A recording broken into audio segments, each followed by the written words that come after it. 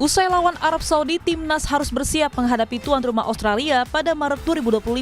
Ragnar dan Hafner harus absen akibat sanksi kartu. Kemenangan perdana yang diraih timnas Indonesia atas Arab Saudi menempatkan skuad Garuda di peringkat 3 klasemen sementara Grup C kualifikasi Piala Dunia 2026 zona Asia, mengungguli Arab Saudi, Bahrain, dan Cina.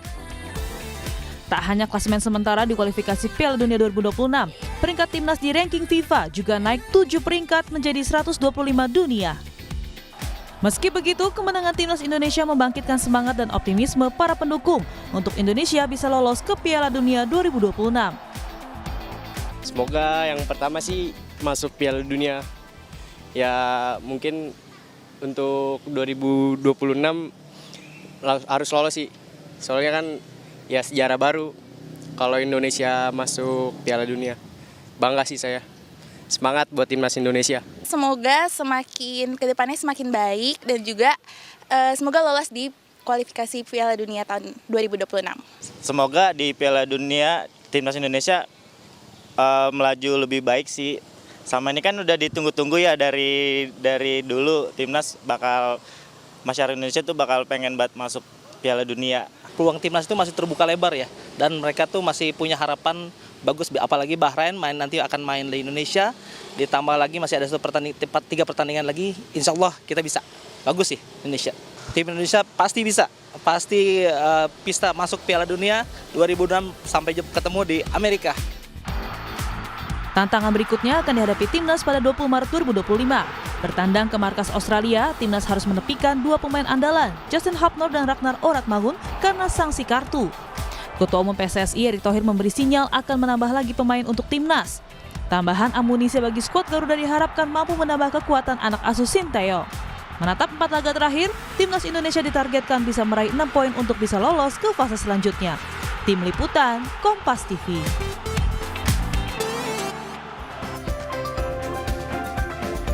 Lalu bagaimana persiapan Garuda melawan timnas Australia Maret 2025 mendatang? Benarkah PSSI membidik pemain naturalisasi baru? Dan bagaimana evaluasi timnas Indonesia pasca meraih poin penuh menang lawan Arab Saudi? Kita bahas bersama manajer timnas Indonesia, Sumarji, melalui sambungan Zoom. Selamat pagi Pak Sumarji, apa kabar? Selamat pagi, alhamdulillah kabar baik. Assalamualaikum. Waalaikumsalam. Pak, ini pertandingan timnas versus Arab kemarin. Apa saja evaluasinya? Evaluasi pertandingan terakhir kemarin Indonesia lawan Arab cukup ada beberapa ya, ada beberapa catatan yang harus kita sampaikan nanti ke para pemain.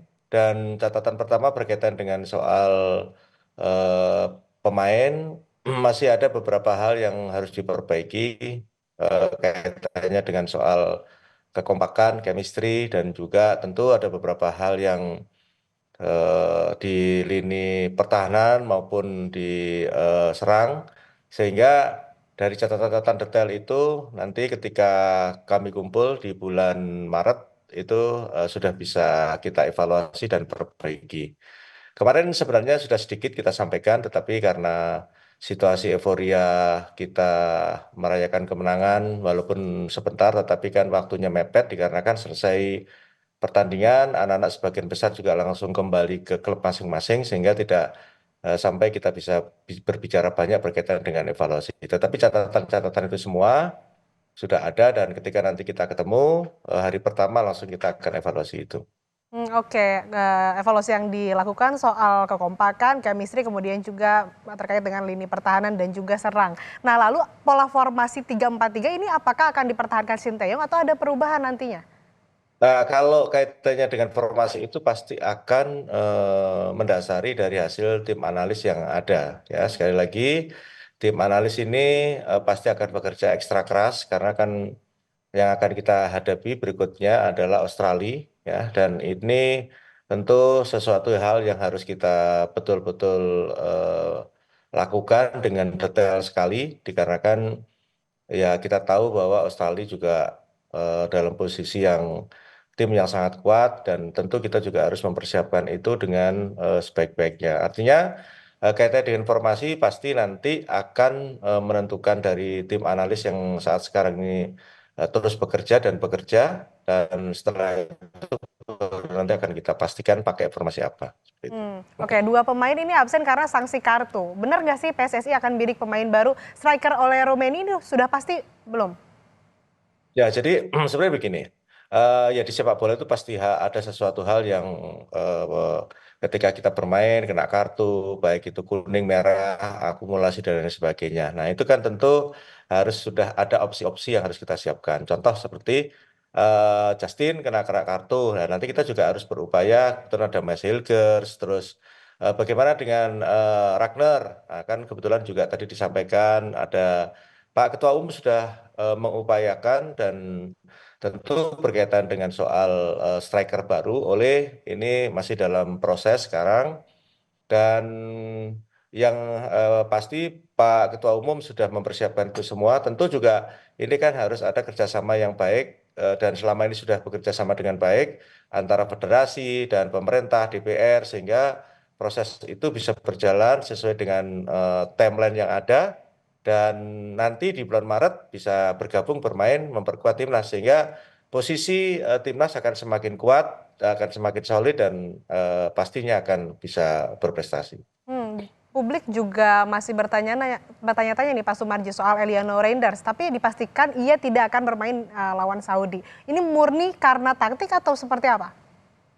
Oh, kalau itu pure murni taktik ya, karena kan semua itu ada strategi yang harus dijalankan. Karena kemarin sebenarnya sih ada opsi-opsi dari Coach Shin mau mainkan Eliano dan sebagainya. Tapi kan kembali lagi semua itu kan ada strategi yang harus dijalankan dan kita harus menang gitu. Sehingga tidak bisa juga dalam game plan itu memaksakan seseorang untuk bermain ketika game plan itu tidak sesuai dengan strategi yang akan dimainkan. Seperti itu.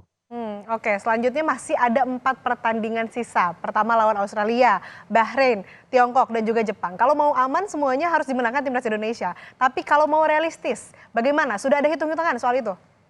Oh pasti, sudah lah Mbak. Jadi begini, yang pertama, ketika kita melawan Australia, tadi di awal saya sampaikan, kita harus betul-betul kerja keras. Semuanya harus kerja keras nih. Tim analis sampai saat sini, tim analis, tim kepelatihan, di bawah asuhan Coach Shin, semuanya udah bekerja keras nih saat ini. Karena ya itu tadi, mereka harus betul-betul mempersiapkan itu dengan baik ya. Nah, terus selanjutnya nanti para pemain juga begitu, juga harus sangat bekerja keras. Karena gini, hitung-hitungan kita itu ketika kita melawan Australia, kita harus mendapatkan poin. Tidak boleh nggak mendapatkan poin. Hitung-hitungannya kita mendapatkan poin lawan Australia, selanjutnya kita home ya, home.